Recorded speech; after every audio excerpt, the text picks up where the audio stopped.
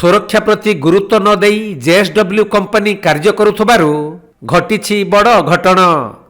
जड़े security guard सठिक भाव में देखि न पारि जेएसडब्ल्यू कंपनी स्लरी पाइपलाइन खोला जाइथिबा गातरे पड़ी जिबा फलरे अति गुरुतर होइछंती। तांकर अंटा और गुड़र हाड़ भांगी जाइथिबा बेले अति संकटापन्न अवस्था तांको अग्निशम विभागर कर्मचारी माने उद्धार करी चिकित्सा पई मेडिकल रे भर्ती करिछंती। एपरी अघटन घटिछि केन्दुझर जिला जोड़ा थाना खणी उपनिर्देशक कार्यालय निकटरे। गुरुतर होइथिबा सिक्यूरिटी गार्ड जनक हेले लहंडा बुरुसाहीर गुलाप मुंडा। तेबे सुरक्षा प्रति गुरुत्व न देई कंपनी कार्य करुथबारु एहिपरि अघटन घटुथबा जଣା पड़िछि।